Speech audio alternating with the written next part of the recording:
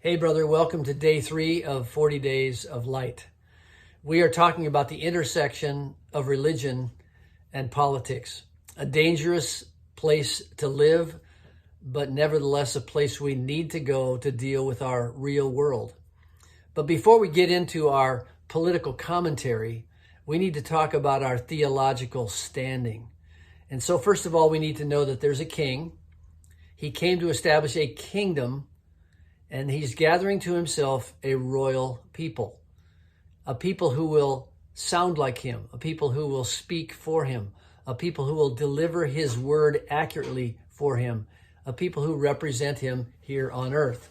So Jesus is that king, and he is establishing his kingdom. Well, here are some reasons why we need light and not heat. Let me give you some words out of our culture. Trans Day of Visibility. Sanctuary cities, January 6th, October 7th, Free Palestine, voter IDs. These are all political issues. These are things that are very important in our world. But we want to launch on commentary on these things before we understand an approach to life. And we get that approach to life from Scripture.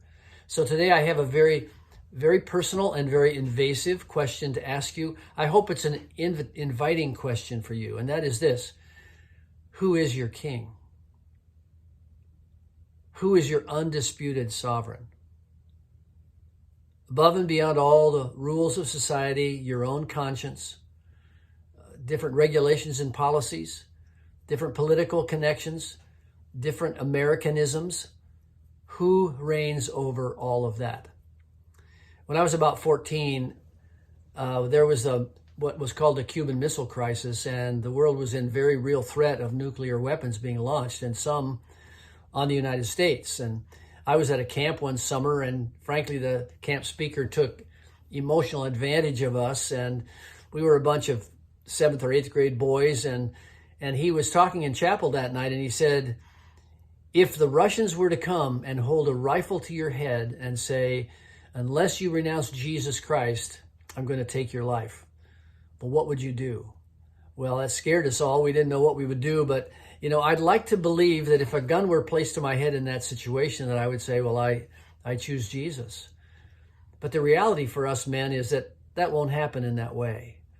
For most of us, it's going to be a test of, do I deal honestly in this business deal? Do I keep my contract? Do I speak kindly to my wife and children?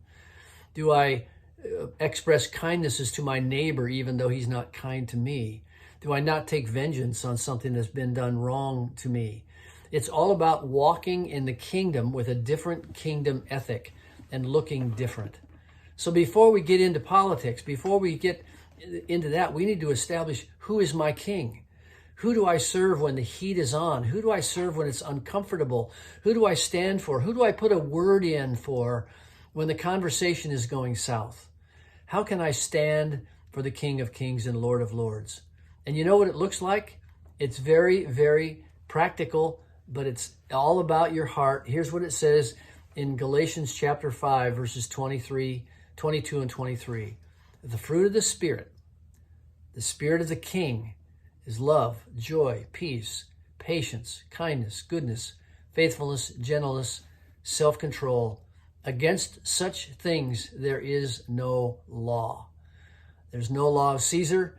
There's no law of the United States. There's no law of Russia or China that is against these qualities of the King of Kings.